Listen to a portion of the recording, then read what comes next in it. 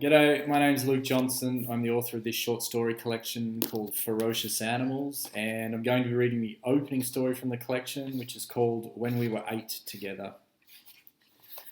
I should have known straight away, the second I spotted him in the doorway.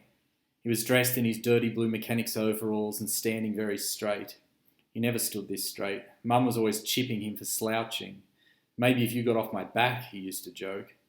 On this day he didn't look very jokey. He looked tall and confused, like a student who'd been sent to the classroom on an errand, but couldn't remember what it was. "May I help you with something?" my teacher asked him. Her name was Miss Smiley, but we all called her Miss Scowley. Not because she was mean or angry or anything, but because it struck us as clever. We were 8. He stared at Miss Smiley and then at me and then back at Miss Smiley. "I'm Michael's dad," he said. Michael's father. It seemed to take all the air in his chest to say just these few words. After saying them, he looked like he was going to collapse or start crying. He put his hand out and touched the door handle to steady himself. His knuckles had grease on them. He was not the kind of man to cry. I don't think I'd ever seen him cry. He stepped back into the corridor then, and the teacher stood up from her desk and went out to speak with him in private. One of the good girls in the class stuck her hand up in the air and said, "Can I be in charge while you're gone, Miss Smiley?" In those days, being in charge meant writing the names of any misbehaving classmates on a piece of paper and giving it to the teacher when she returned. Miss Smiley didn't answer the girl. She just walked across the room and through the door, smoothing the creases out of her skirt with her palms as she went. It was bedlam the moment she was gone. Most of the focus was on me, like I was some kind of hero for organising my dad to show up during class and distract the teacher. "You should tell your dad to come in, there's a spelling test on," a boy at my table said. I didn't feel like laughing, but everyone at the table laughed, so I laughed too. Table of laughing 8-year-olds. How bright and happy we must have looked through the glass panel in the door. The boy went off to a different table then to repeat his funny joke. Less than a minute later, the door opened and Miss Smiley stuck her head back in. "Michael, would you come out here, please, sweetie?" She seemed unperturbed by all the rowdiness. Most of the students were out of their chairs, but she didn't say anything about them being out of their chairs. "Just leave your stuff at the desk and come out here, please, sweetheart." I stood up, went out into the corridor where my dad was waiting by the window. He'd pushed one of the panels open and was trying to light a cigarette with an orange cigarette lighter. It was the middle of June and the sunlight coming in through the glass was bright and heatless. "Michael, sweetheart, your dad's going to take you home early today," Miss Smiley said. She put her hand on my shoulder and then up to my face. With her thumb, she rubbed my cheek. "Okay, sweetheart?" She was the prettiest teacher in the whole school, Miss Smiley. Everyone thought so, even my dad. He'd seen a picture of her in the school newsletter one time and said he might just have to start attending parent-teacher interviews after all. "You wish," my mum had told him. My dad put the unlit cigarette and lighter back into his pocket and held his hand out for me to take hold of. I was 8. His hand was shaking. I held on to it and we walked out to the end of the corridor, down the stairs and out onto the playground together. Some pigeons were scavenging through a bin that had been knocked over by a basketball at lunchtime. The ball had missed the ring completely and knocked the bin over by accident. We'd spent the rest of our lunch making a game of it then, standing the bin up and knocking it over on purpose. "How come you're picking me up and not Mum?" I said. "This way," he answered. He led me through the gate onto the dirt footpath along the bottom side of the playground. He'd parked the van right in front of the school in the spot meant for buses. I don't think he'd ever picked me up before that day. He didn't know the rules about where you could and couldn't park. "Jump in," he said.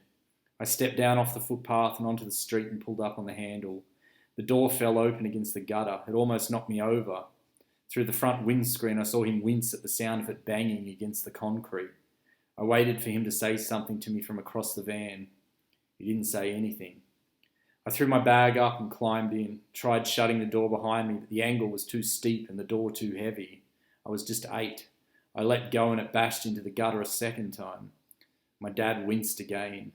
Using the steering wheel as an anchor point, he leaned across and pulled the door up off the concrete gutter and slammed it shut. "This isn't where you're supposed to park anyway," I told him. He turned his head to the side and looked at me. "You're meant to park over there." I pointed to the bay on the other side of the crossing. "Where Mum parks," I said to him. closed his mouth and breathed out through his nose, then opened it again. "I didn't know," he said quietly. "I didn't know about the parking. I'm sorry. Okay?" I nodded. His face was close to mine and smelt like beer. He could be very funny when he'd been drinking beer. One time he put his chair up on the table and ate his dinner on top of the table with a plate balanced in his lap. He asked Mum to pass him the salt and she ignored him, so he picked the shaker up between his big toe and second toe and sprinkled salt all over her meal. She couldn't help but laugh. "Listen, Michael," he started. I waited for him to say something more. His mouth hung open in front of mine. He sat up straight and rubbed his face with the palms of his hands. There were lines on the backs of his hands I'd never noticed before. Tiny hairline fractures in his skin, each one carefully traced with grease. He put both hands on the steering wheel and then took them off and rubbed his palms against his knees like they were itchy. "Listen, Michael, there's something I have to tell you," he said to me. "Is it about Mum?" He nodded his head and touched the steering wheel with both hands once more. "And Miss Smiley too?" I said in a slightly silly voice. His hands fell as he turned to face me. "No. What do you mean?" "Because Miss Smiley's prettier than Mum," I said. "What? Why would you say that?" "Because you said it once and then Mum got cranky at you." "No," he said, "that isn't true." I smiled because it was true. I thought he was making one of his jokes. I thought it was a funny thing for me to say. I was 8.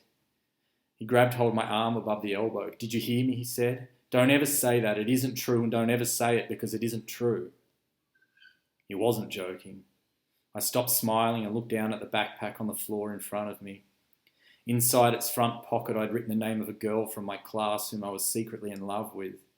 On the outside, in the same black marker, was the name of a rugby league player whom I loved less secretly, though no less passionately. I was still just a child. I didn't yet know about love, how narrow and how circumstantial it is. The two of us sat quietly for a moment. "Here, put your belt on," he said next. He let go of my arm and grabbed hold of the buckle hanging from the wall above my head. He pulled it down over my shoulder and chest and connected it to the bottom latch piece. The spring in the mechanism was old and stiff, and when he let go, the belt didn't retract like it was supposed to, but hung loosely across my front. I tried feeding it back in, and it bunched at the opening before dropping down again. "I think it's broken," I said. "Forget it," he told me. He turned the ignition and the van started with its usual shudder. "Dad," I said. "I said just forget it," he said. I closed my mouth. He spun the van around in front of the school and drove to the end of the street. Instead of turning left over the bridge toward our house, he turned right and went up past the hospital and the Old Mercy Care Centre and the cemetery at the edge of town. When we were past the cemetery, he wound his window down. The air flapping in through the gap was loud and cold. We drove south for 2 or 3 minutes with neither of us saying anything. When we came to a dirt laneway on the left, he slowed the van and turned off the main road, and we made our way up a hill between 2 cherry orchards. The cherry trees were bare and the laneway narrow and dusty. At the top of the hill, we pulled over in front of an old gateway. My dad cut the engine and unclicked his belt. I unclicked mine. "Can we hop out?" I asked. "Let's just sit for a bit," he said. There was a nice spot to sit with the van tucked between 2 grassy banks and a clear view all the way back to town. In front of us, an iron gate hung between 2 log posts. The rain and the dust had worn the gatepost smooth and grey, and there was a misshapen circle engraved on one. After sitting quietly and looking out the window for a bit, I turned toward him and tried to guess what he was thinking. He must have felt me looking at him. He closed his eyes and opened them again. "Tell me how old you are," he said. 8, I told him. On the other side of the gate, at the bottom of the slope, was a dam with a willow tree growing on its bank. 8, he repeated. 8 is a good age. I smiled. "Do you like being 8? He asked me. I told him I did. "Good," he said. I thought he might start crying again. "Do you remember when you were 8? I asked him. "Some bits," he said. "Did you like it too?" "Some bits," he said again. He smiled then, and I smiled as well. Both of us were smiling. How bright and happy we must have looked sitting between those 2 grassy banks with our seatbelts off. "And did you like it when you were 9? I asked. At the moment it ended. He stopped smiling, looked at the gatepost and didn't say anything.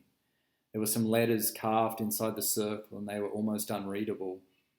Dad, I said. Yes, he said. Can we go and get Mum? He closed his eyes. He was not the kind of man to cry.